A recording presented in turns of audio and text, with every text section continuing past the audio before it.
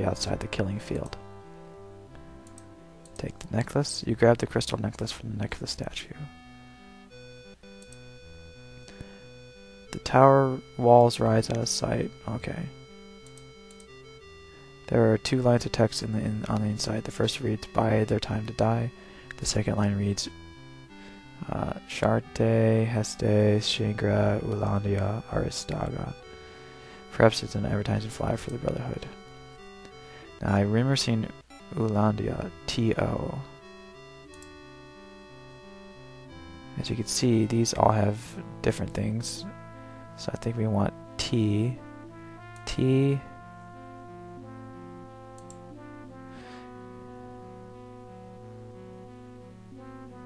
He appears screaming, "What are you doing out of the initiation room? We don't look kindly on disobedience here. Initiate." And he drives home his point with a very nasty looking dagger. Undo. Alright. Let's...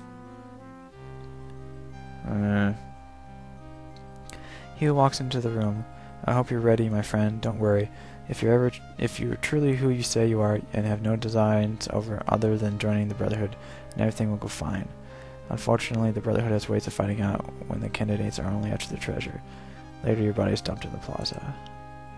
Okay, undo.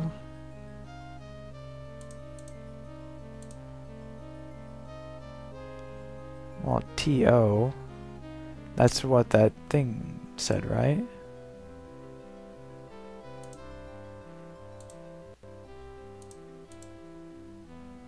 Alright, so that doesn't like me doing that.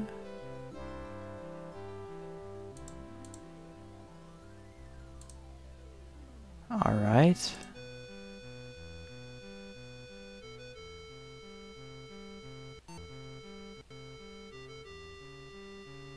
What am I supposed to do?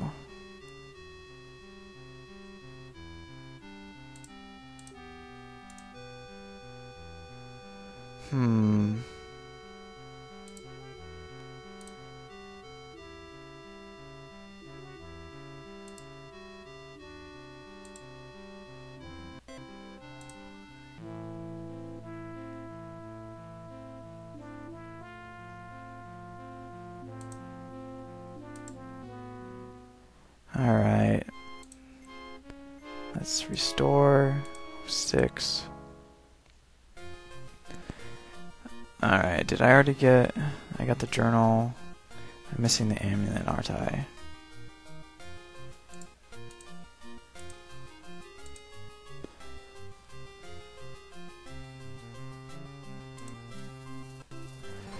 Alright, this was a bit of a setback. No, I haven't seen him. And the messenger, amulet, that one, bouncy bean, 5. How much? Alright, cool.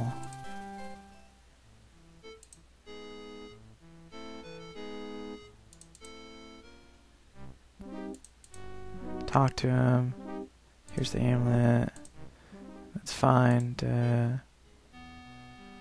yeah. We're gonna save. We're gonna save here. LPDG006. Repeat then 1. Yes. Push it. Get on. Open.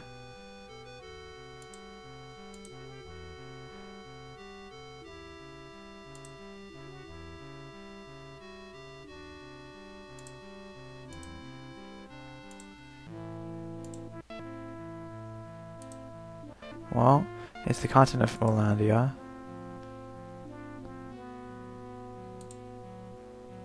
So let's try and get this door open. What's it? Shake, pull,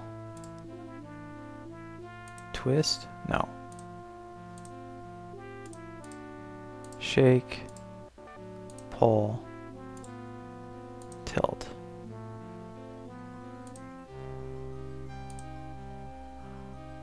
On the statue. Let's do motion.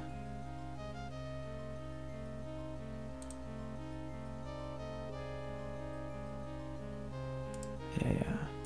Take the necklace. Alright. Alright.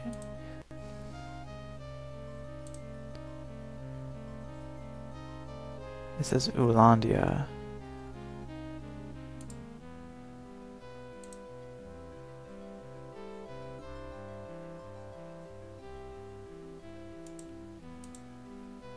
Alright, T. Oh. Oh, okay, there we go. The opal hand slides into the wall and then pops out again. You hear a quiet rumble, like hidden gears turning. Slowly the wall splits and swings open to reveal a hidden chamber. I guess I did things too slow. For a treasure room, this chamber is surprisingly bare. Its only distinguishing feature is the platform in the center. You step onto the wide platform to get a better view of the entire room. Let's put the necklace there. You lay the crystal necklace on the pedestal, enter the indentations that frame the flattened top. Light erupts from the pedestal and soon envelops the entire chamber. When your eyesight has cleared, you notice that the room is filled with treasure. Coins and gems, of course, but also ancient artifacts of inestimable value. Ooh. Book of Prion, Handbook, Crystal Globe. On your way back, you slip some loose gems flying on the floor. You fall headfirst. You slip on some loose gems. You fall headfirst onto the hard surface of the platform. The impact stirs an involuntary yelp of pain. Noise echoes out of the opening in the wall down the tower's main hall. Before you can get to your feet, a guard comes bursting into the chamber, led by Hugh himself. He looks furious, but then calms himself and smiles. I like you. You're a thief after my own heart. Unfortunately, we can't suffer someone who's tried to steal from the Brotherhood to live. I'll try to make this as painless as possible. He draws out a wicked-looking dirk and advances toward the platform. Let's remove that. You snatch the key crystals from the pedestal. This causes the contents of the room to be transported back to the space between realities. Fortunately for you, this doesn't include the person standing on the platform. Unfortunately for Hugh and the guard, this happens to include them. Wearing expressions of disbelief, they fade away along with the remainder of the treasure.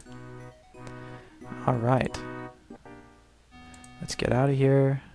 The street rat rushes out of the alley right up to you. I can't believe it, you got out of the tower alive. No thief has ever survived. He stops and considers, and then looks rather afraid. We've got to get out of here. Skravash isn't safe for either of us. The Brotherhood rules the city, and they'll kill us when they find us. You race back to the elven ship with the street rat in tow. King Stefan's troop captains haul up the rope ladder as you climb aboard. A few hand signals from the captain send the crew scurrying, and shortly the ship lifts off. Alright. After a quick flight, the ship touches back down on Drevlin. The street rat approaches you. I've decided to stay on board until we reach the Volcarian Isles, where Stefan rules. I think I can live much better in human lands. He flashes an evil smile and grabs the lockpick and the pry bar from you. I'll need these to get started. You understand, I'm sure.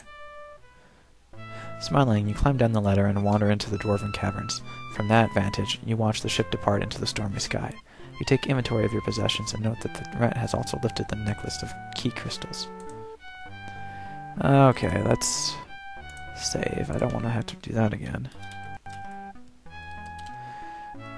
It's obvious that we can die rather quickly. Alright, we have business to attend to. Okay, those things are gone. But we have to fix the pipe. Let's fix the pipe with the long pipe. Alright. The object is to link the ends of the pipes you see on the right and left sides of the screen, using the sections of pipes that you collect as you move through Arianus. To select a section of pipe, click on it. To rotate the currently selected section clockwise, use the right arrow key or press the right mouse button. To rotate the currently selected section counterclockwise, use the left arrow key. To flip it, use the up, and to drop the thing, press it. Okay. Alright.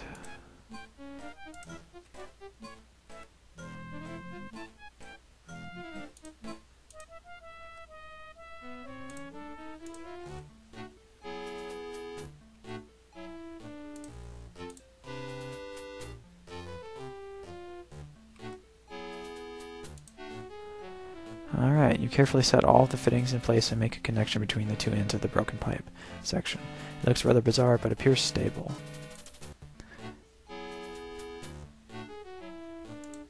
Turn the valve. The valve produces a squeal as you turn it, which is soon accompanied by a low rumble. The ore dwarf looks up excitedly when his crit of black gunk spews out of the remaining T opening and smacks him square in the eye. While he bellows at you, you quickly return the valve back to its original position. Alright, let's try to plug it up. Alright, now do it again. The valve produces a squeal as you turn it, which is soon accompanied. Okay. Soon the whole room is filled with happy pumping sounds, and the ore dwarf brightens up considerably. Alright, let's talk to him again. Now what do you want? Okay, you agreed that once the gods were gone and the pipes were fixed, you'd answer my questions. That was our deal, I suppose, and since you did fix the Kicksey-Winsey, I suppose I could spin a tale or two with you. What was it you wanted to know? I'm looking for a piece of the world seal. I don't remember any world seal. The only thing that comes to mind was a big statue I found years back, in a chamber in one of the old tunnels. Carved into the base of the statue was a symbol framed by a hexagon, something like the one you described. Where is it located? I found it when I was tracing a mineral vein that the Kicksey-Winsey was mining, but since the Kicksey-Winsey filled up the tunnel leading to it, I've forgotten precisely where it was located. If I had one of those old maps, I might be able to locate it, but I doubt such a map even exists.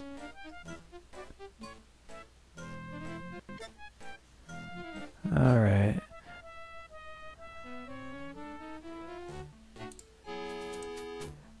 We do have a map, don't we? Hey, this is a geological survey map of the entire continent. Let me look at it. He grabs the map, squinting as he studies it. After a bit of mumbling and tracing his finger over the page, he exclaims, Here's where I discovered that statue with the symbol. It was in this vein of iron ore. I remember that vein clearly. I saved a lump of ore somewhere. After rummaging through countless layers of dirty clothes, he produces the lump of rock and hands it to you. Look closely at the grain. That vein was one of the best. He continues to ramble on about the old days, but you've stopped paying close attention. Alright. Compartment. It's open. As soon as you slip the piece of iron ore into the small compartment, its door slams shut. Lights flare and whistles bear all over the panel. Behind you, the giant digger machine chuffs. Its drill jerks into motion and starts to spin. Gradually increasing speed, pulses steam toot and hiss randomly from holes. When the drill is no more than a blur, the whole machine trundles toward the wall and melts into it as if the wall were butter. Soon it disappears from sight, leaving a dark tunnel behind. Cool.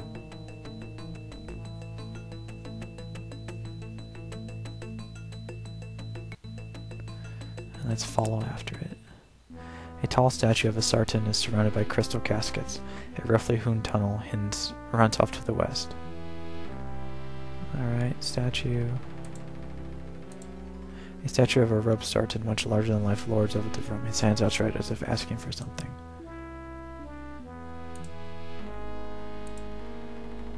Let's give the globe. Gingerly, you place the crystal globe in the pleading hands of the statue. As it clinks into place, the statue's eyes alight with a blue fire. Shafts of the light pierce down through the globe. Internal facets distort the light as it passes through the crystal, so that when it has emerged from the other side, the light outlines a hexagonal shape on the ground. The ground shakes. The section of rock floor outlined by the blue light melts away, and Arianus' seal piece rises in its place. Suddenly, the crystal coffins open, revealing hundreds of Sartan, all very dead. The entire experience is rather macabre.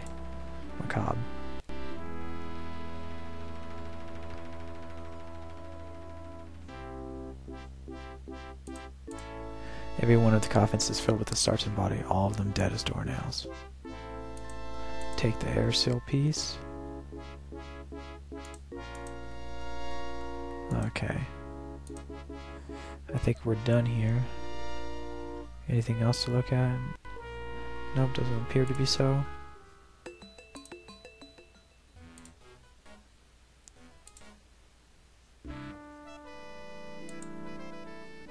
Alright, enter my ship.